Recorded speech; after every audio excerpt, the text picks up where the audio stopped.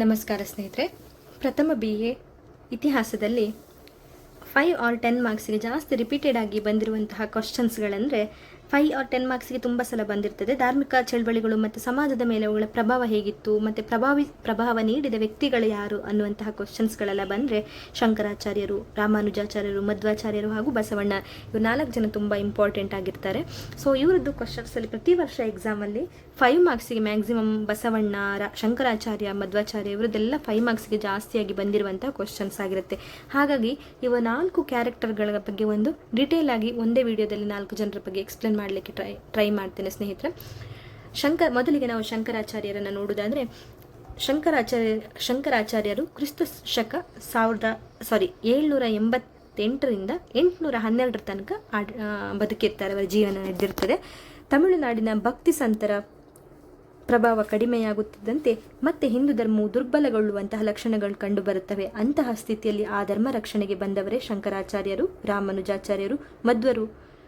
ಇವರುಗಳು ತಮ್ಮ ಸಿದ್ಧಾಂತವನ್ನು ಮಂಡಿಸಿ ಅವುಗಳ ಪ್ರತಿಪಾದನೆಗೆ ಶ್ರಮಿಸ್ತಾರೆ. ಅಂದರೆ ತಮಿಳುನಾಡಿನ ಭಕ್ತಿ ಸಂತರ ಪ್ರಭಾವ ಯಾವಾಗ ಕಡಿಮೆ ಆಗ್ತದೆ ಹಾಗೆ ಅದರ ಜೊತೆಗೆ ಹಿಂದೂ ಧರ್ಮವು ಕೂಡ ದುರ್ಬಲಗೊಳ್ತಾ ಹೋಗುತ್ತೆ. ಅಂತಹ ಲಕ್ಷಣಗಳು ಕಂಡು ಬಂದ ಅಂತಹ ಪರಿಸ್ಥಿತಿಯಲ್ಲಿ ಧರ್ಮ ರಕ್ಷಣೆಗೆ ಬಂದವರಂದರೆ ಶಂಕರಾಚಾರ್ಯರು, ಮಧ್ವಾಚಾರ್ಯರು, ರಾಮಾನುಜಾಚಾರ್ಯರು ಮತ್ತು ಇನ್ನು ತುಂಬ ಜನ ಇದ್ದಾರೆ. ಬಸವಣ್ಣನವರು, ಅಕ್ಕ ಮಹಾದೇವಿ, ತುಂಬ ಜನ ಇದ್ದಾರೆ. ಹಾಗೆಯೇ ಅವರಲ್ಲದೆ ಕರ್ನಾಟಕದಲ್ಲಿ ಬಸವಣ್ಣನವರು ಧರ್ಮದ ಜೊತೆಗೆ ಸಾಮಾಜಿಕ ಬದಲಾವಣೆಗೂ ಕೂಡ ಶ್ರಮಿಸ್ತಾರೆ. ಇವರುಗಳು ಕೈಗೊಂಡ ಕಾರ್ಯಗಳಿಂದಾಗಿ ಹಿಂದೂ ಧರ್ಮ ಸಾಕಷ್ಟು ಬಲ ಹೊಂದಿ ಇಸ್ಲಾಂ ಧರ್ಮದ ಆಗಮನದಿಂದಾದ ಆಘಾತವನ್ನು ತಡೆದುಕೊಳ್ಳಬಲ್ಲಷ್ಟು ಶಕ್ತಿಶಾಲಿಯಾಗುತ್ತಂತೆ. ಅಂದರೆ ಇವರು ಬಂದ ನಂತರ ಇಸ್ಲಾಂ ಧರ್ಮದಿಂದಾಗಿ ಎಲ್ಲಿ ನಮ್ಮ ಧರ್ಮಗಳು ಅಳಿದು ಹೋಗುವಂಥ ಸಂದರ್ಭದಲ್ಲಿ ಹಿಂದೂ ಧರ್ಮದ ಉಳಿವಿಗಾಗಿ ಬಂದವರು ಇವರೆಲ್ಲರಾಗಿರ್ತಾರೆ. ಶಂಕರಾಚಾರ್ಯ, ಮಧ್ವಾಚಾರ್ಯರು, ರಾಮಾನುಜಾಚಾರ್ಯರೆಲ್ಲರಾಗಿರ್ತಾರೆ. ಶಂಕರಾಚಾರ್ಯರನ್ನು ನೋಡುವುದಾದರೆ ಕೇರಳದ ಕಾಲಡಿಯಲ್ಲಿ ಸಂಪ್ರದಾಯ ನಂಬೂದರಿ ಬ್ರಾಹ್ಮಣ ಕುಟುಂಬದಲ್ಲಿ ಜನಿಸ್ತಾರೆ. ಶಿವಗುರು ಮತ್ತು ಆರ್ಯಾಂಬ ಇವರ ತಂದೆ ತಾಯಿಗಳಾಗಿರ್ತಾರೆ. ಕ್ರಿಸ್ತ ಶಕ 788ರಲ್ಲಿ ಜನಿಸಿ 820ರವರೆಗೆ ಜೀವಿಸ್ತಾರೆ.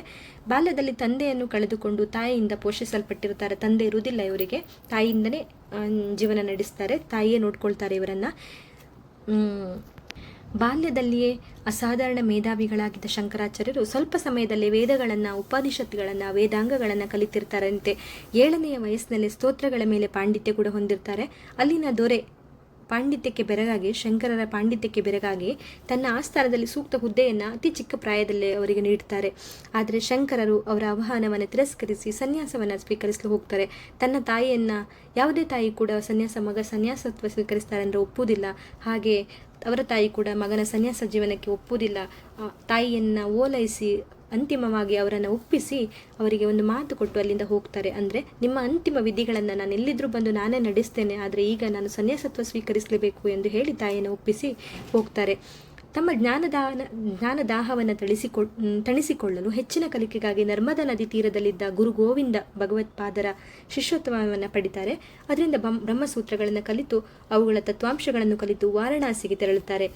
ನಂತರ ಹಿಮಾಲಯದ ಬದರಿಕಾಶ್ರಮಕ್ಕೆ ಹೋಗಿ ಗೌಡಪಾದರನ್ನು ಭೇಟಿ ಮಾಡ್ತಾರೆ. ಅಲ್ಲಿಗೆ ಅವರ ಶಿಕ್ಷಣ ಪೂರ್ತಿಯಾಗ್ತದೆ. ಶಂಕರರು ತಾವು ಬೆಳೆಸಿಕೊಂಡಿದ್ದ ಸಿದ್ಧಾಂತಗಳನ್ನು ಪ್ರಚಾರ ಮಾಡಲು ಶುರು ಮಾಡ್ತಾರೆ. ಇಡೀ ಭಾರತವನ್ನು 3 ಬಾರಿ ಪರ್ಯಟನೆ ಕೂಡ ಮಾಡ್ತಾರೆ.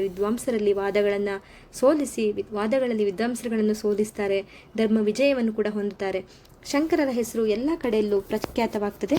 ಮೀಮಾಂಸೆ ಪ್ರತಿಪಾದಕರಾಗಿದ್ದ ಮಂಡನ ಮಿಶ್ರರನ್ನು ಕೂಡ ಅವರು ವಾದದಲ್ಲಿ ಸೋಲಿಸಿ ಅವರ ಪತ್ನಿಯಾದ ಪಂಡಿತೆ ಭಾರತೀಯರನ್ನು ಕೂಡ ತಮ್ಮ ಶಿಷ್ಯರನ್ನಾಗಿ ಮಾಡಿಕೊಳ್ತಾರೆ. ಅಂದರೆ ಅವರು ಅಷ್ಟು ಪ್ರತಿಭೆಯನ್ನು ಹೊಂದಿರುತ್ತಾರೆ. ತಮ್ಮ ಅದ್ವೈತ ಸಿದ್ಧಾಂತದ ಪ್ರಚಾರಕ್ಕಾಗಿ ಭಾರತದ 4 ದಿಕ್ಕುಗಳಲ್ಲಿ ಆಶ್ರಮವನ್ನು ತೆರೆತಾರಂತೆ. ನಾವು ಈಗ 4 ಏನು ಸಮಾಜ ಸುಧಾರಕರು ಯಾರಿದ್ದಾರೆ, ಈಗ ರಾಮಾನುಜಾಚಾರ್ಯ, ಮಧ್ವಾಚಾರ್ಯ, ಶಂಕರಾಚಾರ್ಯ ಇವರೆಲ್ಲರೂ ಇರ್ತಾರಲ್ವ, ಇವರೆಲ್ಲ ತತ್ವಗಳನ್ನು ಅಥವಾ ಅವರು ಮಾಡಿರುವಂತಹ ಸಿದ್ಧಾಂತಗಳನ್ನು ನೆನ್ಪಿಟ್ಕೊಳ್ಳಿಕ್ಕೆ ಒಂದು ಈಸಿಯಾದ ಒಂದು ವೇ ಹೇಳ್ಕೊಳ್ಳೋದಾದರೆ ಶಂಕರಾಚಾರ್ಯರು, ಶಂಕರ ಅಂದರೆ 3 ಅಕ್ಷರ ಬರುತ್ತೆ, ಶಂಕರ. ಅವರು ಪ್ರತಿಪಾದಿಸಿದ ಧರ್ಮ ಸಿದ್ಧಾಂತ ಅಥವಾ ಸಿದ್ಧಾಂತಗಳೇನೆಂದರೆ ಅದ್ವೈತ. ಶಂಕರ ಅಂದರೆ ಅದ್ವೈತ, 3, ಅದು ಕೂಡ 3 ವರ್ಡ್, ಇದು ಕೂಡ 3 ವರ್ಡ್. ಸೊ ನಿಮಗೆ ಮರೀಲಿಕ್ಕೆ ಕಷ್ಟ ಆಗೋದಿಲ್ಲ.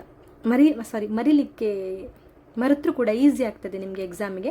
ಇದೊಂದು ನಾನು ಸ್ಮಾಲ್ ಟಿಪ್ಸ್ ನಿಮ್ಗೆ ಹೇಳಿರೋದು. ಶಂಕರರು ಪ್ರತಿಪಾದನೆ ಮಾಡಿರೋದು ಅದ್ವೈತ ಸಿದ್ಧಾಂತ. ಹಾಗೆಯೇ ಮಧ್ವರು ಮಾಡಿರೋದು ದ್ವೈತ, ಮಧ್ವ ದ್ವೈತ. ಹಾಗೆಯೇ ರಾಮಾನುಜಾಚಾರ್ಯರದ್ದು ವಿಶಿಷ್ಟಾದ್ವೈತ. ಹೀಗೆ ನಮಗೆ ನೆನ್ಪಿಟ್ಕೊಳ್ಳಿಕ್ಕೆ ರಾಮಾನುಜಾಚಾರ್ಯ ಅಂದರೆ ಅವ್ರದ್ದು ಎಷ್ಟು ವರ್ಡ್ ಇದೆ, ಹಾಗೆಯೇ ಇದು ಸ್ವಲ್ಪ ಲೆಂತ್ ಆಗಿದೆ ವಿಶಿಷ್ಟಾದ್ವೈತ, ಈ ಥರ ನೀವು ನೆನ್ಪಿಟ್ಕೊಳ್ಬೋದು. ಹಾಗೆಯೇ ನಾವು ಶಂಕರಾಚಾರ್ಯರ ಜೀವನ ನೋಡುವುದಾದರೆ ತಮ್ಮ ಅದ್ವೈತ ಸಿದ್ಧಾಂತದ ಪ್ರಚಾರಕ್ಕಾಗಿ ಭಾರತದ 4 ದಿಕ್ಕುಗಳಲ್ಲಿ ಆಶ್ರಮಗಳನ್ನು ತೆರೀತಾರೆ.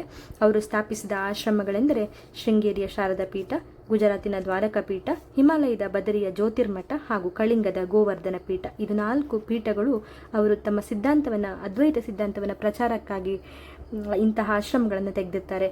ಈ ಮಠಗಳು ಶಂಕರರ ಕಾಲವಾದ ನಂತರ ಅವರ ಕೆಲಸವನ್ನು ಮುಂದುವರಿಸಿಕೊಂಡೇ ಹೋಗ್ತವೆ. ತಾವು ವಾಗ್ದಾನ ಮಾಡಿದಂತೆ ತಮ್ಮ ತಾಯಿಯವರ ಅಂತಿಮ ದಿನಗಳಲ್ಲಿ ಹಿಂದಿರುಗಿ ಅವರ ಅಪರ ಕರ್ಮಗಳನ್ನು ಕೂಡ ಇವರೇ ನಡೆಸ್ತಾರೆ. ಅಂದರೆ ತಾಯಿಗೆ ಮಾತ್ರ